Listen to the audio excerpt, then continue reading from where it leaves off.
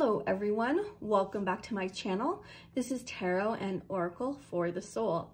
I will be doing another hashtag. It's How Do You Tarot, and it's a VR to Lady Knight of Avalon. I thought this would be a really fun tag to do for this channel, and I have an announcement to make. Some of you may have suspected, I'm not sure if you have, I'm not sure how much overlap there is, but this is actually my second YouTube channel. I am actually Sarah of Smart Reiki and Tarot. My original channel is Smart Reiki and Tarot. However, on that channel, I am all over the place. I do tarot flip-throughs, oracle flip-throughs. I talk about Reiki. I do a lot of interviews with people in the community that I find interesting or I really respect. So that can include artists and authors, but basically people who are on a spiritual path that looks very different from mainstream. So that's my original channel. I decided to make a second channel because I feel like the algorithm doesn't know how to promote my channel. I feel like when you have such a wide range of video topics, I have some travelogue videos up as well. I have one about Austin and one about New Orleans, that the channel just doesn't grow. I've been working on that channel for 3 years and I'm still right around 100 followers. So I was like, you know what, let me start a second channel that will just be about tarot and oracle. So eventually I will start coming on and doing lives like I do on my original channel, free one question tarot readings. I'm not sure when I'll start doing that on this channel, but hopefully I'll start doing that. I'm still deciding about doing pick a card videos. Those are just not my favorite. I love watching hashtags and I love watching tarot and oracle flip-throughs. Not that I need more tarot decks, I have plenty. I am trying to be on a no buy / low buy this year. I've already failed. I've already bought a couple of new decks. I justify it as I have just started giving professional tarot and oracle readings. I'm like, okay, I need to fill in some gaps that are missing, but I don't want to just buy decks now just to buy decks like I've done in the past. I just get excited and I may not have even looked at any flip through videos and I'm like, oh, that deck sounds really cool, let me get it.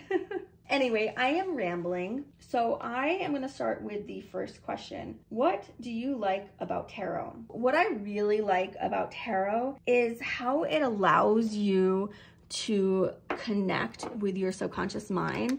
The images really are meant to bypass your conscious mind, get you in touch with your subconscious so that you are able to know what your innermost desires are or wants or what you're truly thinking.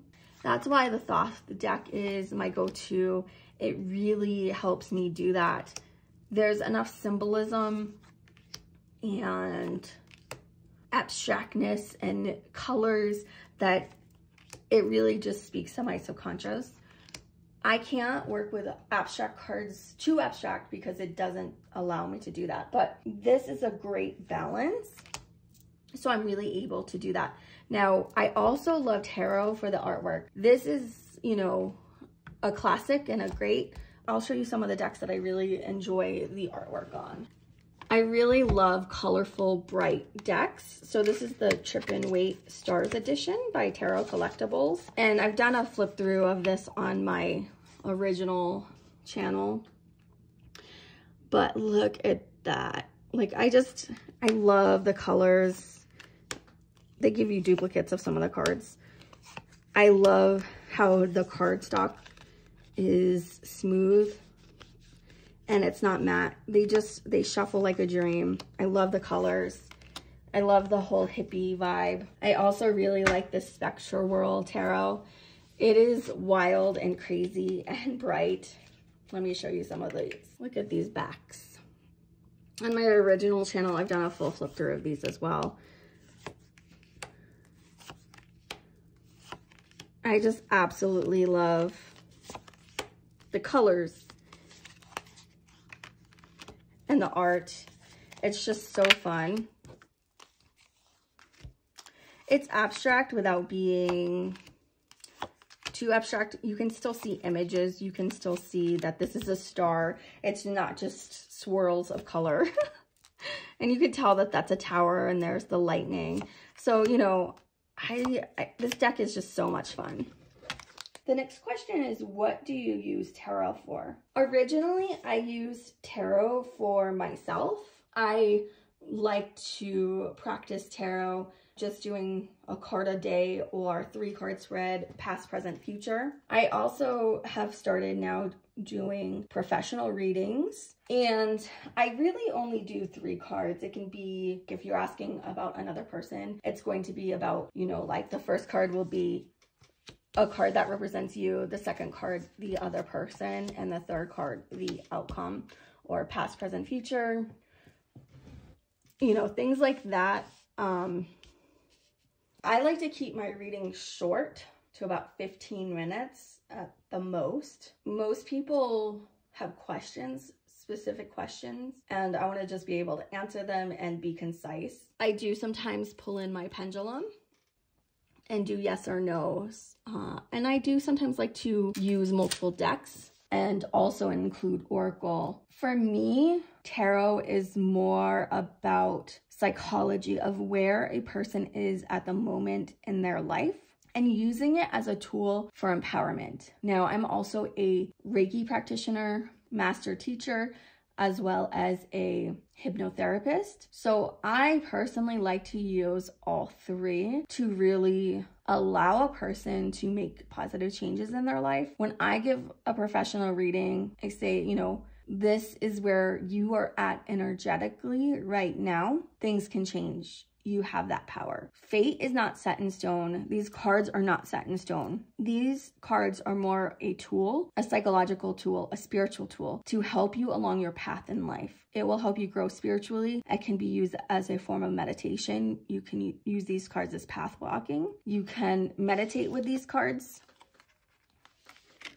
They're really more for me about self-development, spiritual growth, emotional growth, psychological growth. And when you pair it with the Reiki, first of all, I love doing Reiki first on someone and then doing the reading, because the Reiki really helps me. I can connect with the person without doing Reiki, but the Reiki adds another level. I can get psychic hits while I'm giving Reiki that then will help me just continue flowing with the cards. And then the hypnosis part can come in, where after you've done the Reiki to develop a stronger connection to the person and help them relax and be more open, then you come in with a tarot and you can see where they're at energetically. Then the hypnosis is, you know, say the devil card comes up and they know they're working on some kind of addiction, right? Or whatever it is. They are addicted to negative thinking, or they're addicted to cigarettes, or they're addicted to drinking, whatever it is. We could use hypnosis, create a script for that person individually based on what they want to work on. And we can do a hypnosis script for them to overcome that. Or say they get the High Priestess and the Moon and Ace of Cups. Maybe it means that they need to work on their intuition and sharing that with the world, or expressing their intuition more. We could do a hypnosis session for developing their intuition, or allowing them the confidence to either give intuitive readings themselves or trust themselves more. I know that, you know, even as an intuitive myself and an empath, I have issues with trusting myself. So it's taken me a lot of work with the tarot and Reiki and hypnosis on myself to overcome those. If you had met me 14 years ago when I was learning tarot, I didn't have that confidence. I didn't have that confidence until 3 years ago, obviously, when I started my original channel. So I know that for me, the 3 go hand in hand. It's hard to get people to want to do all 3, which is fine. I know that a lot of people only do tarot, or they only do Reiki, or they only do hypnosis. It's only one of the 3. It's not all 3. But for me, this is a tool, like I said. And so I don't see it as, well, I'm the tarot reader and this is your future. Fate and destiny can be changed based on your subconscious beliefs, your subconscious thoughts. And if you can change that and change your actions, you can change your fate and your destiny. That's how I view tarot. That's my philosophy on life. 3, what is your go-to workhorse deck? The one you can read with no matter what. For me, that is obviously my Thoth deck. This is the deck that I actually learned on. If you watch some of the videos from my original channel, I talk about how I actually never set out to learn tarot. I was actually on my spiritual path and I was really interested in Reiki and energy work. Reiki was my introduction onto my spiritual path, and I really started with oracle cards. I really wanted to learn how to read the angel cards and do intuitive oracle readings with the angel cards. I loved Doreen Virtue. She was kind of my gateway drug. I'm just kidding. She was my gateway into the occult. My Reiki teacher at the time, I was trying to get my Reiki master completed.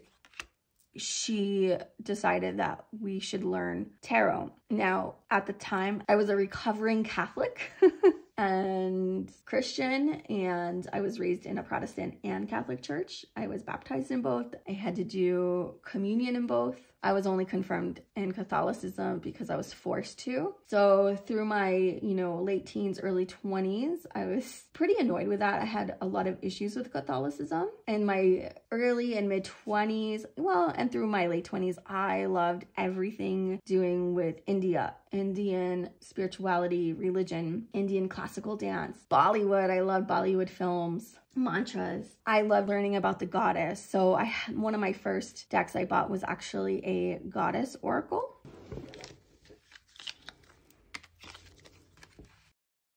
But here's the goddess oracle, and I just really loved working with the goddess at the time. I really wanted to connect my spirituality with a goddess, with a goddess energy. I'd had enough masculinity in my life. And so between this deck and the angel oracles, that's really how I got started. I still kept this angel card reading kit. I'm so glad I did, since you can't buy these anymore. I don't think, or maybe you can. I haven't even watched this. It's so funny. But here are the cards.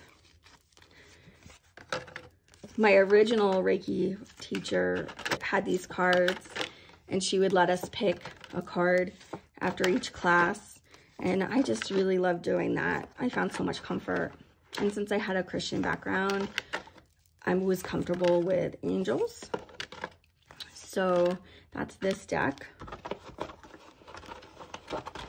So I was really angry with my Reiki master teacher for wanting to teach us tarot. She had us read, I think it was called Moon Magic by an early occultist. She was really into Crowley, and for me, that was terrifying. When you're looking for a spiritual teacher, it's really important to make sure that you're comfortable with their belief system. Now that I'm further along on the path, Crowley doesn't scare me. He's not necessarily my favorite person, but I feel like I understand what he was trying to do, and I love his deck. So with that being said, I learned the tarot on the Thoth, and I was really angry at that teacher.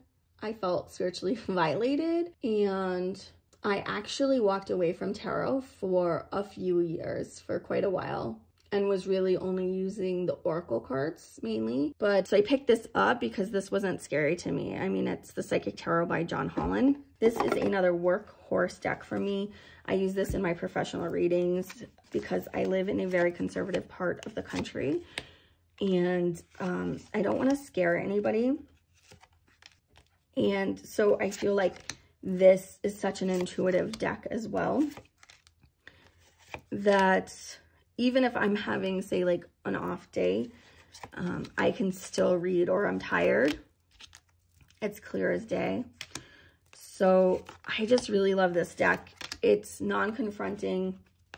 It's scary accurate. I have not had a reading that wasn't 100% accurate with this deck yet. So I just absolutely love this deck for working with people who may not be comfortable with a Thoth deck. I know that when I was a recovering Catholic, that the Thoth was very confronting and scared the shit out of me. So this deck is one of the first decks I picked up. It wasn't like the first one. after denouncing the thought, but it was one of like the earlier decks that I picked up. And I just absolutely love it. Question number 4 is, what is your, for you personally, most difficult deck to work with and why? Okay, the deck that's most difficult for me to work with is the Prism Tarot, created by Liz Landis. I picked this up off of Etsy. I really love colors. And I thought it looked just really fun. I mean, look at these. However, reading with this deck is difficult for me. It's just colors and just an outline of the person. And yeah, it's weird because there's symbols and you can see, I mean, it's very similar. This is just an extra card to the Rider-Waite, but I have to memorize, which you would think I could, but I'm really not good at memorization. I like to have what the card is. I like the writing, like, tell me that this is like the King of Pentacles. Like, this is easy, okay? I know it's the Two of Cups, but that's just my preference. See how confusing that is? It's a 2. This is a 2, okay, but this I can tell it's a 2 of Wands. Is this the 2 in the Major Arcana? Is this the 2 in a Minor Arcana? I don't see any like cups. I don't see any pentacles, so it's probably the Major. I just don't like that. I need you to spell it out for me.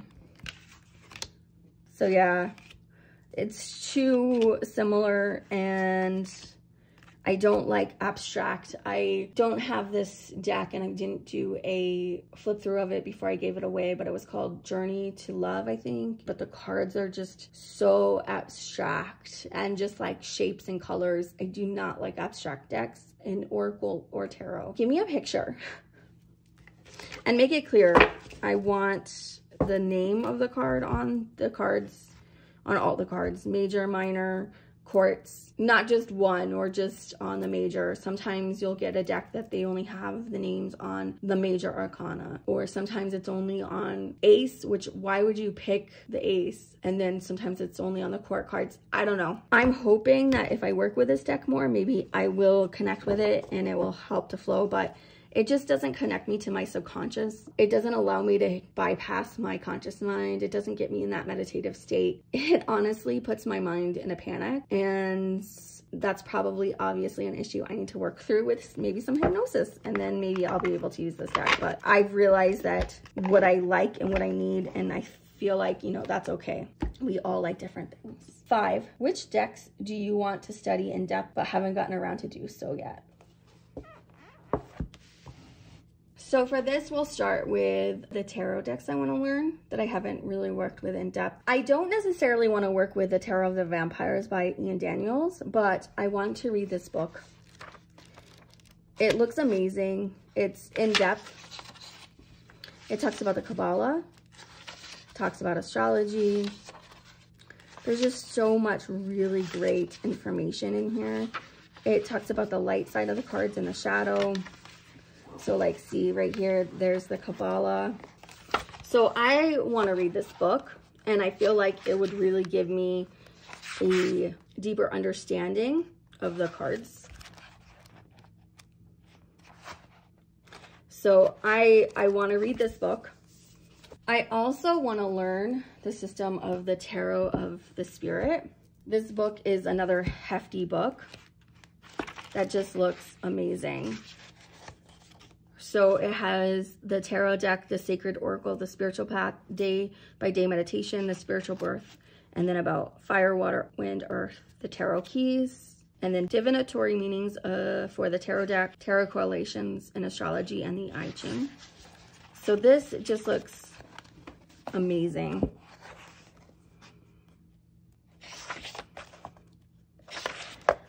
And I'm a little intimidated by this book, so I haven't really even flipped through this yet.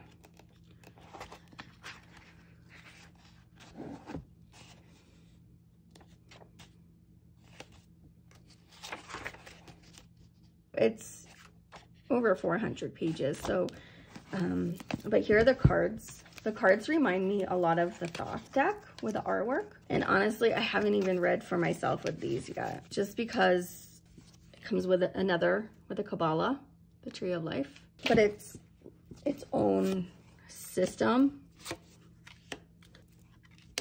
And I'm just really excited. And I love that it gives you, you know, for Earth and the keyword. So it reminds me a lot of the Thoth deck with the artwork and then with the words listed.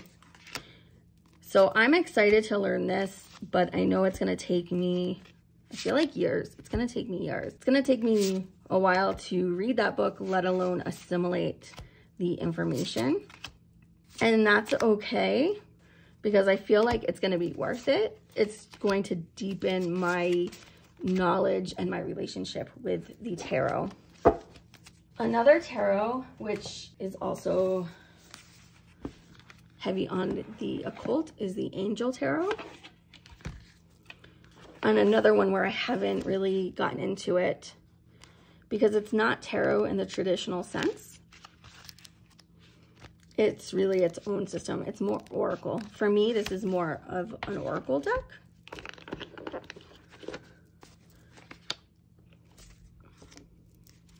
So it does say the Fool, and then the angel it represents, and then Ace of Pentacles. So it's kind of like a combination, but I feel like I really just will use this deck only for me, and it will be more for path walking, meditation, things like that, working with the angels. And then I also want to learn the systems of the Lenormand and the Kipper. It's funny, my husband knows more about these decks than I do. He is actually in the process of creating a Lenormand deck. I'm super excited. I'm not going to talk too much about it because he's only halfway done.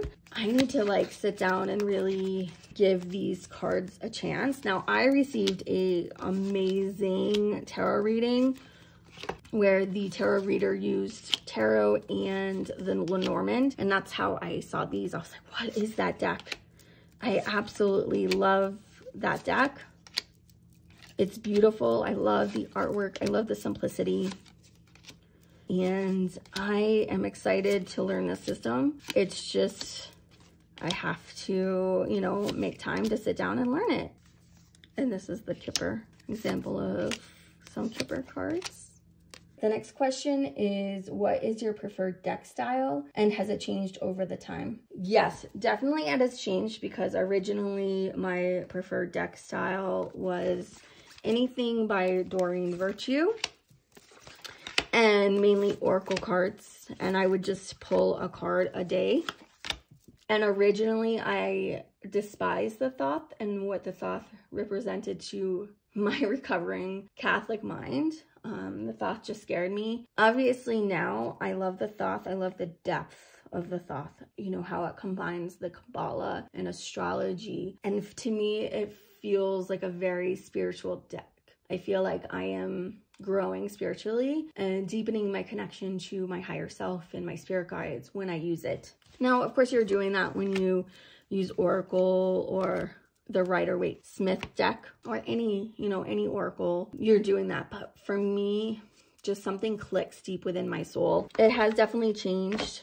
I loved when I first started out the softness of Doreen Virtue's cards, oracles. It was gentler to me. Basically, when I started out, it was anything by Hay House, and I loved animals. So the first deck that I picked up when I first started reading again, and I did it on my own terms, not on somebody else's terms, when I was curious about learning and saying, okay, you know what, this is a tool that I want to learn, was the Animal Divine Tarot by Lisa Hunt. This was my first tarot deck that I purchased of my own free will. And I know that we all have free will, but when you're trying to get your Reiki Master certificate, I felt like I was really kind of held captive, and her big push was the Thoth, because that was her agenda, was teaching us the occult and not just Reiki. She was teaching us how to use crystals, and looking back, in some ways, I want to say that she was trying to broaden our horizons, but I didn't feel like that was really her place because she was working magic on us. She put an enchantment spell on us, and that's such a violation to find that out. Like I said, I felt manipulated, that I had to learn the Thoth in order to receive my Reiki Master certificate when we really weren't doing any Reiki work. We were mainly learning the Thoth tarot system and reading books about Crowley and Thelema. And at the time, I took offense of that. My spiritual evolution has allowed me to no longer fear things that I feared 15, 16 years ago. So I see the growth in the fact that I don't need to just keep it soft and fluffy with Doreen Virtue or Hay House decks, but I can dive deeper. And there's nothing wrong with that. There's nothing, you know, I think those decks are great and wonderful and they have a time and place. And I'm not saying that like keeping it fluffy is superficial. I'm just saying that diving deeper is just what I like doing. But we all have to start somewhere. The next one is, which questions would you never ask the tarot?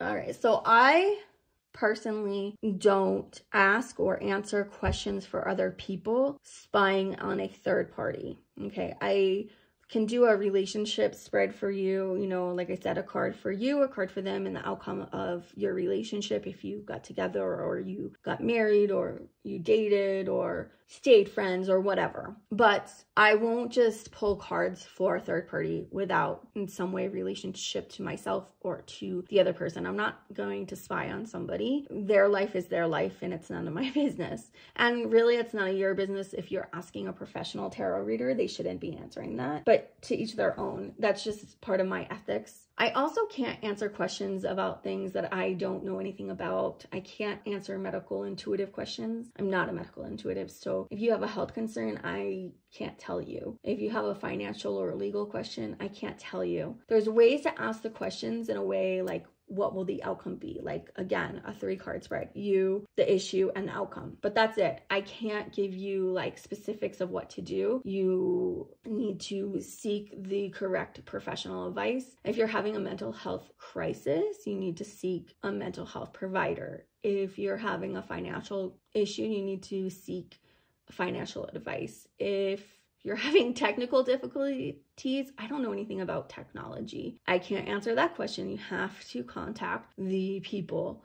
You know, I have the disclaimer on my website that this is for, and on my original tarot channel, that this is for entertainment, education, and basically it's for spiritual growth, but I am not responsible for anybody's life, and no one's responsible for anybody's life or decisions other than you. You can't put the responsibility on someone else, but I know that we all do that. We all want to give our power away. We all want to put decision making off on somebody else and then get mad at them if it's wrong. But really, ultimately, all decisions and life choices come down to the personal individual, and we all have to take responsibility for our choices and actions and just have grace and know that we're human. Everyone is human. You're human. I'm human, you know? Humans make mistakes, okay? And what I've really learned on the spiritual path is to be more gentle. Like, I was a very type A personality and everything had to be, you know, X, Y, Z.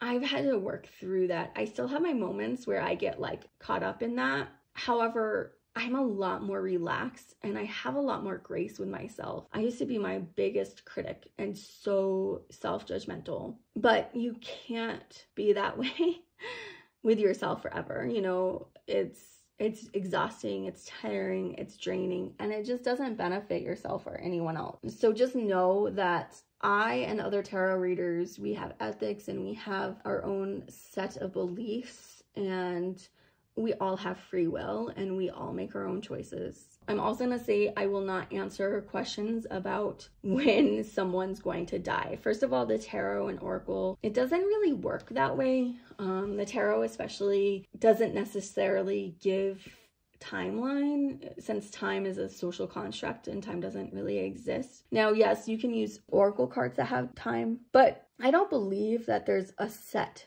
death date for people. There may be multiple opportunities for our soul to leave this plane of existence, right? But again, that's for your soul to work out. I've heard some intuitives and psychics say that there's 3 exit opportunities, and it's just where you are at along your path. And I do believe in miracles, and I do believe in healing. So even if somebody appears like they are ill or have a terminal illness, you never know. That miracle could come along and you could live for another 10, 15, 20 years and live a long, healthy life. It's not up for any of us to say. And so I will not answer when you will die. Question number 8. When you read for yourself, what do you look for? What kind of questions do you ask? So I do a card a day, or past, present, future, to see where I'm at along on my fool's journey. I also see if there's issues I need to work out within my subconscious. Right now, I am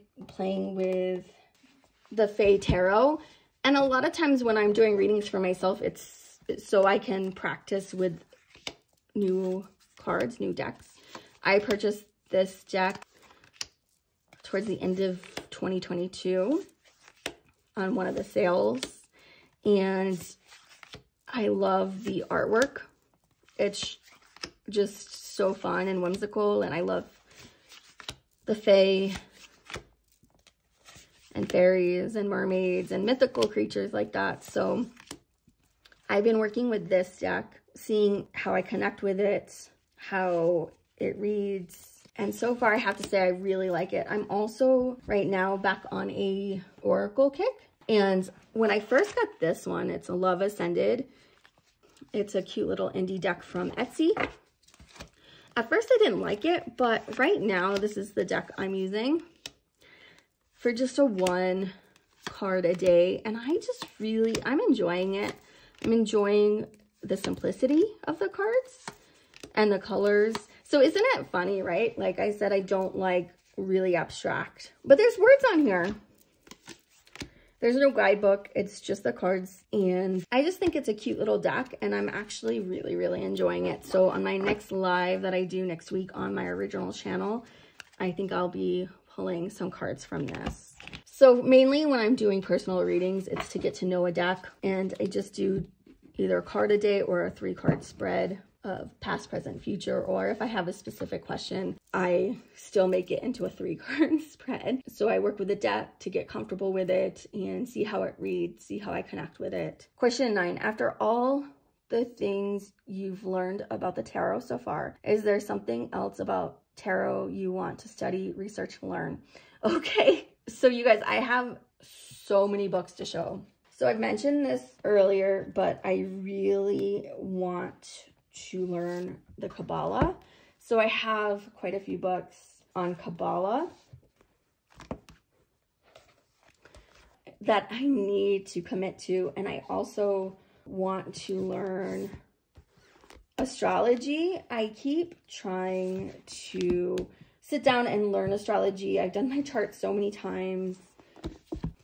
I'm really excited for that one, karmic astrology. It's just that I have to have patience and grace with myself, because these are things that I'm not going to learn right away. When you're trying to learn the Kabbalah, you have to keep an open mind. I would love to learn how to do past life regression. I have books on that, but I want to learn the system, past life and karmic tarot. So that's something else. Even though I've been on this spiritual path, walking this for 14 years, there's just so much to learn and so much to study. And really my focus was the tarot, oracle cards, Reiki, going through all my certification, and then I also learned Karuna Reiki and Blue Star Reiki. There's so many types of Reiki that even with Reiki, it can take years and years and years. And then of course, hypnosis is a lifelong study. So all of these things are lifelong practices, and that's okay, because growing is important. So that's what I would like to learn next. The 10th and final question is, what advice would you give someone who's starting to learn tarot?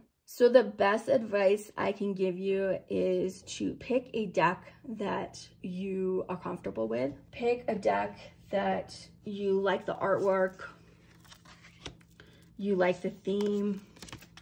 So like this, I really liked how it's animals and gods and goddesses. In college, I could have probably had a second minor in religion, comparative religion, not religion, but comparative religion. I took a lot of classes on Hinduism and Islam and world religions, just everything, and Buddhism. I'm just really interested in how all the religions intersect, because my belief system is that our religions have truth. All religions hold key elements that help you along your spiritual path, and where they intersect is the real, like the truth with a capital T, because a lot of religions unfortunately have a lot of, you know, I'll just say it, BS. But if you can see where the religions intersect and connect, then it really will help you get a better understanding of the truth, the capital T. But again, that's my own personal belief. So like this deck, it just really spoke to my soul, and that's what you want. I would recommend getting a deck at least that has a good book. So this one came with an amazing book, and it's clear and concise. It gives you a lot, but it doesn't bog you down with a lot of extras, right? So by extras, I mean like the Kabbalah and astrology, which again, I love now, but when you're first starting out, that can be a lot to put on yourself. So the Rider-Waite cards are good to learn on because they're more simplistic, and the cards show you a scene. And I would recommend maybe getting like an updated Rider-Waite system. Unless you like the old one, there's nothing wrong with that, but there's so many replicated Rider-Waite system cards out there that you could find one that has what you are interested in. But I would start with a mass-produced deck. I wouldn't go on Etsy and buy an indie deck because they usually don't have a guidebook with a deck. And I love Etsy. I love supporting Etsy artists and creators. It's just, like I said, they just don't necessarily come with a book that's in depth, and the cards may or may not have enough symbolism or clarity to them. So I would stick with a mass market or a mass-produced deck. That way you're not also shelling out, you know, $50 to $100. I will show you the kit that I bought for this class for my Reiki, and I still recommend it. It's still in print. I think it's from US Games. The complete tarot kit. Yeah, so this is from US Games. Let me move this out of the way. It's a big one. So it comes with a tarot journal, which is awesome. You can take your own notes, and I've written in this, so. But it's the basics, so it gives you like a sample reader, the questioner, soul card, and signifier, the one card, major, minor, or court, which suits are represented, your intuitive sense, divinatory meaning in the book, your meaning, and how do the cards apply to the situation, other observations, and notes. So it had the tarot journal. It also came with a tarot book that broke down all the cards, and it's an introduction to tarot book. I can't find it. It's hiding on me, but it also came in here. You have this little like cheat sheet, which you can put together. It has Crowley on one side and then the Rider-Waite on another.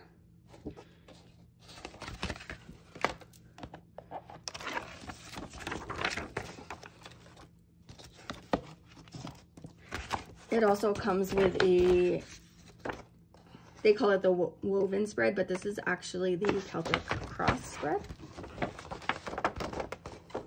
And then you get the Crowley and the Rider-Waite little pocket size. So I highly recommend this deck because then you can see in the intro book, it shows you each card side by side and how they are similar or how they differ. And the symbolism, and it talks about the symbolism. So I really love this kit for learning. But again, if you don't connect with either one of those decks, just pick a deck that's based on the Rider-Waite. and go with that, because you need to feel comfortable with the deck. It needs to speak to your soul.